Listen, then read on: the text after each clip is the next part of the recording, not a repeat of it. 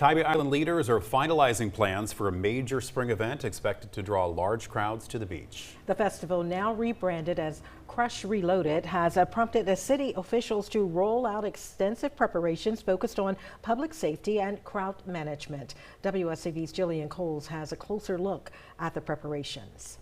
Crush Reloaded Beach Music Festival will soon take over the beaches behind me. But first, city leaders are laying ground rules and showing residents their plans to ensure a fun and safe event. This is the only event that's permitted on Tybee Island.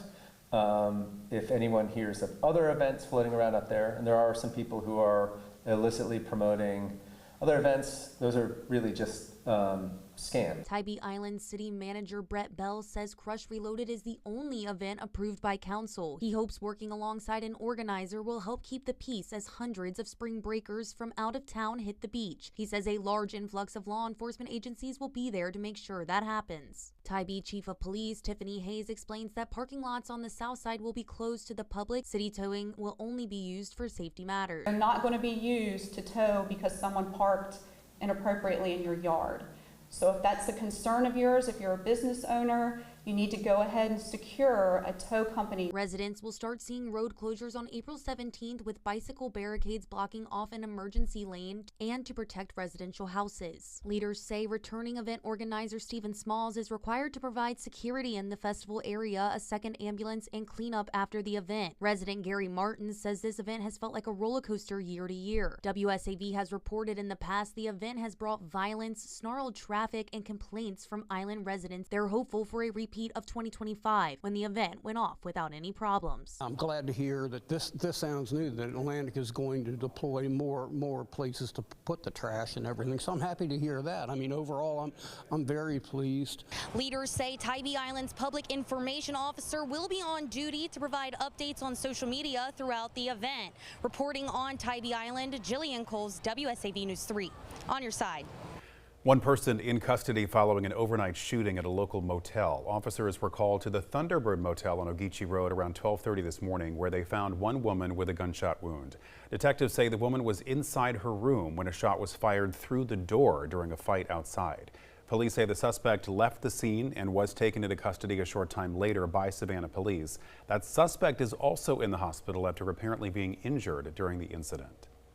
An armed robbery investigation is underway in Colleton County tonight after a masked suspect held up a store clerk at gunpoint. Deputies say it happened just before 9 o'clock last night at the Dollar General on Ace Basin Parkway in Jacksonboro. The suspect then robbed the clerk at gunpoint, taking an undisclosed amount of money from the cash register and store safe before running off. Anyone with information is asked to contact the Colleton County Sheriff's Office. A beloved Garden City barbecue spot has been a part of this community for decades, serving generations of neighbors and families. But this past weekend, fire tore through part of the building. Sunday's fire tore through part of the building, damaging the wooden porch, a hair salon, and an apartment. And the areas that were not burned, such as the restaurant, still remain closed. Despite the damage, owner Tammy Woodward says that her priority has been the people around her, making sure they can keep working while she figures out what comes next. No emotions really took over or anything, I guess, at that moment, because I'm just the kind of person that I'm always concerned about everybody else. There are moments that I just want to cry, but I think about the end result, that it's going to be all right.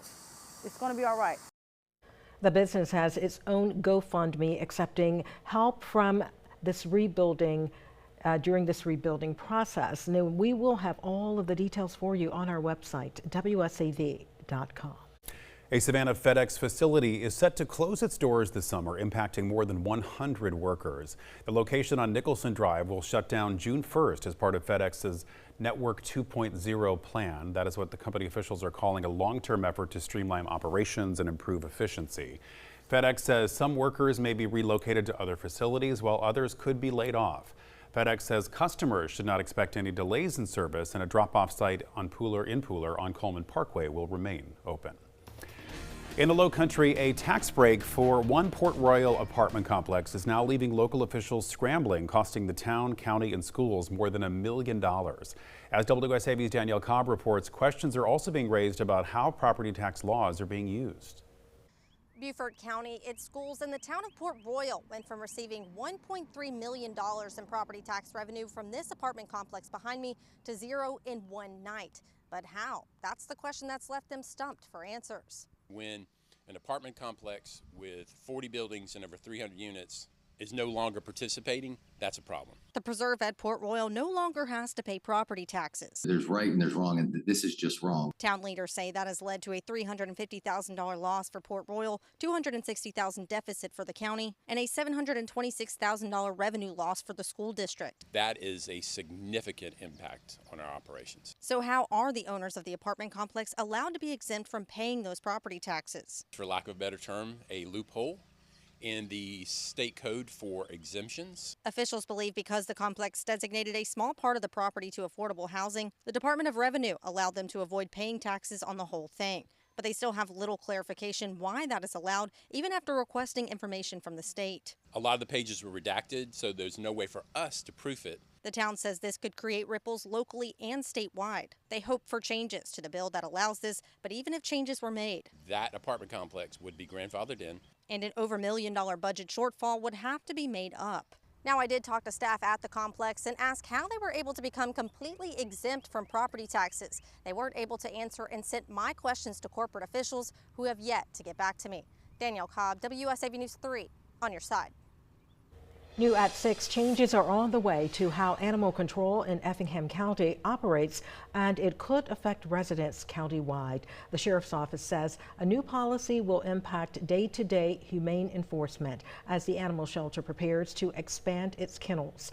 During construction, the shelter will have fewer kennels available, which may limit the number of animals they can accept.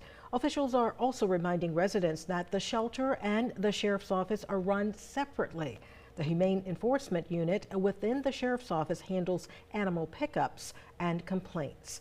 If you have questions, you are asked to contact the shelter by calling the number on your screen or by visiting the shelter at 307 Georgia 119 in Springfield. Bulloch County commissioners are starting to plan next year's budget, facing a need for millions in additional funding to hire more county workers to keep up with rapid population growth. WSAV's Evan Smoke now with how they plan to make up the ground. Many Bulloch County leaders believe they need more workers to service the rising population. And to cover all costs, it'll cost them approximately $6 million. Chairman David Bennett stressed that number is the total cost if all requested positions were added next year. County workers already make up a large portion of the annual budget, but are needed to help keep the county stable amidst population growth. 2/3 of our general fund, the pot of money that is paid for by property tax revenue, goes to support personnel in the county. That is the only pot of money that the county has that legally they can use to pay for personnel. You can have all the police cars in the world, but if you don't have somebody to actually go out and physically do a patrol, you're not improving the safety of the community. Due to those legal limitations, Bulloch County has to find revenue sources to fund workers' salaries. One of the recently introduced revenue sources is a floating local options sales tax, which was approved by voters last November. Still, that money is not available for the 2026-27 budget. That money has to be collected for an entire year before it can be used to directly offset property taxes. So we won't be able to touch that money until 2027. So for this budget year, we still have to get through this paying for just those items with property taxes. Bennett stressed that budget discussions have only just begun and will continue until the new fiscal year starts on July 1st. Reporting in Statesboro, Evan Smoke, WSAV News 3, on your side. Now, Time Saver Traffic, sponsored by Arrowhead Clinic, the accident doctors, where it pays to get well. No major atypical issues I'm finding at all, but if you're on 95 southbound between Pooler Parkway and just past the interchange of I-16, of course, that is a rougher go, as is typical this time of day. Pooler Parkway also slow go southbound between generally about Highway 80, I should say Pine Barren Road and I-16. No, slow go there in the low country, I-95 at US 17, and no major issues really to find on the south side. And other than Ogeechee between Berwick and King George, Abercorn is improving significantly at this hour. If you're heading home to Richmond Hill, 16 westbound and 95 south is your best way.